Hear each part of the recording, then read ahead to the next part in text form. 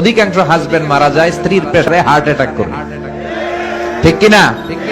নারীদেরকে বিশ্বনবী কাচের গ্লাসের সাথে তুলনা করেছেন। কাচের গ্লাস আস্তে ধরতে হয়, আস্তে রাখতে হয় না জোরে রাখতে হয়? জোরে রাখলে কি হয়? ভেঙে যাবে। স্ত্রীকে ভালোবাসবেন, স্ত্রীর সৌন্দর্যের প্রশংসা করবেন। নারীদের পেটটা খনি, গ্যাসের খনি, তেলের খনি, স্বর্ণের খনি, চিনেন? এরকম খনি। এই নারীকে যদি ইসলাম শিখান, কোরআন শিখান, এই নারীদের পেট থেকে বড় বড় আল্লামা বেরোবে, মুফাসসিরে কোরআন বেরোবে, হাফেজে কোরআন বেরোবে, মশিউর রহমানের মতো শিল্পী বেরোবে। আর যদি হেজাব না পড়ান, জি বাংলা স্টার জলসা দেখতে দেন, এদের পেট থেকে বেরোবে ডাকাত, টেন্ডারবাজ, চাঁদাবাজ। গাঞ্জার টাকা না পেলে যে বেয়াদব গুলো লাথি মেরে মায়ের ঘর থেকে বের করে দেয়, এরকম বেয়াদব। এজন্য নারীদেরকে যত্ন নিতে হবে। ঘরের শান্তি, ভালোবাসার মূল উৎস হচ্ছে হাজবেন্ড ওয়াইফের মধ্যে গুড রিলেশনশিপ। কিভাবে বাড়াবেন? টিপস কি? টিপস হচ্ছে আগে সালাম দিবেন। আজকে মাহফিল থেকে যেই কি করবেন?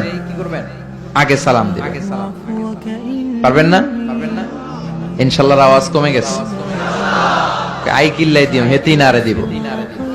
আর সে তো আপনারা দিবে, আপনি কয়েকদিন দেন না, তারপরে লজ্জায় পড়ে তিনিও দিবেন। মা আয়েশা বলেন, আমি এত বছর বিশ্বনবীর সংসার করলাম, একদিনও আমি বিশ্বনবীকে আগে সালাম দিতে পারি নাই। আমি প্ল্যান করে বসে থাকতাম আজকে আগে সালাম দিব, কিন্তু বিশ্বনবী দরজায় ঠুকার অনেক বাইরে থাকতেই পড়তেন, আসসালামু আলাইকুম ইয়া আহলাল বাইত। ঘরে যারা আছে সবার প্রতি আল্লাহর সালাম। এজন্য ভালোবাসা বাড়ানোর টিপস হচ্ছে সালাম দিবেন। কি দিবেন? একে অপরের প্রশংসা করবেন। আপনার স্ত্রী আপনার জন্য সাজুগুজু করে, লিপস্টিক দেয়, কিন্তু একদিন আপনি তারে বলেন না তুমি সুন্দরী। অন্য কেউ যদি বলে ভাবি আপনি সুন্দরী, ভেজাল লাগবে না? বউ আপনার, আপনি বললেন না তুমি সুন্দরী, পাশের ঘরের এক ভাই বলল ভাবি আপনার তো হেভি লাগতেছে, অসাধারণ, আপনি ঝামেলা আছে না নাই?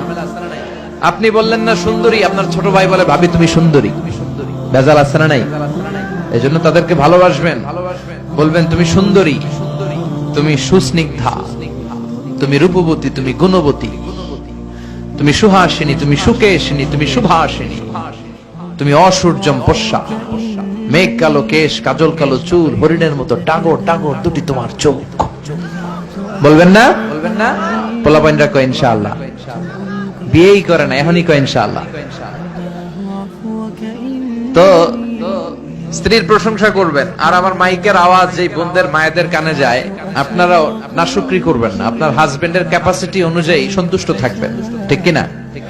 দুই কারণে নারীরা জাহান্নামী হবে বেশি। এক, নারীরা একে অপরকে লানত দেয়। দুই, তারা স্বামীর নাশুকরি করে। আমার মায়েরা, বোনেরা, হাজবেন্ডের উপর প্রেসার ক্রিয়েট করবেন না। অধিকাংশ হাজবেন্ড মারা যায় স্ত্রীর প্রেসারে হার্ট অ্যাটাক করে, ঠিক কিনা? ওই সব ভুক্তভোগী কয় ঠিক। আল্লাহ ফ্যামিলি গুলার জান্নাতের টুকরা বানায় দাও। স্ত্রীর প্রশংসা করতে রাজি আছেন তো? এক লোক ওয়াজে শুনেছে স্ত্রীর প্রশংসা করা দরকার, আগে সালাম দেওয়া দরকার। মাহফিল শেষে বাড়িতে যে রাত বাজে 12টা, স্ত্রী দরজা খুলে দিছে, আগে আগে সালাম দিচ্ছে, আসসালামু আলাইকুম। স্ত্রী কয় ঘটনা কি? 20 বছর সংসার করলাম, একদিনও সালাম দেন, আজকে হইল কি? যাই হোক, ওয়ালাইকুম আসসালাম বলে স্বামীকে ঘরে ঢুকাইছে। তো ডাইনিং টেবিলে খেতে বসেছে, স্ত্রী খাবার বেড়ে দেয়, স্বামী খায় আর মিটি মিটি হাসে। স্ত্রী তো রেগে গেছে, রাত বাজে 12টা, মিটি মিটি হাসো কেন? মিটি মিটি হাসেন না আবার একা একা, ওনারা নিয়েই হাসবেন। হাসো কেন? বলে হাসি কারণ আজকে তোমার রান্নাটা এত মজা হয়েছে না, আমার জীবনে এত মজার রান্না আমি খাই নাই। রান্না মজা হয়েছে শুনে স্ত্রী তো তেলে বেগুনে জ্বলে উঠছে। কি রান্না মজা হয়েছে মানে? বিগত 20 বছর ধরে তোমার রান্না করে খাওয়াই, একদিনও কইলে না মজা হয়েছে। আর আজকে পাশের ঘরের ভাবি একটু গরুর গোশতের তরকারি পাঠাইছিল, ওই তরকারি দিয়ে তোমারে খাবার দিছি, রান্না বান্নার করি নাই। ওই বেডির রান্না তোমার এত ভালো লাগছে, খাও জন্মের খাও, আর আন্দম না। এরকম উল্টা পাল্টা প্রশংসা করা যাবে না। প্রশংসার আগে কনফার্ম হয়ে নেবেন, recheck, cross check and double check, যে রান্নাটা করেছিল কে, ঠিক কিনা? তা না হলে কিন্তু চুলায় আগুন জ্বলবে না, রোজা রাখা লাগবে। আল্লাহ আমাদের ফ্যামিলি গুলোর জান্নাতি ফ্যামিলি বানাও। জোরে পারেন আমিন।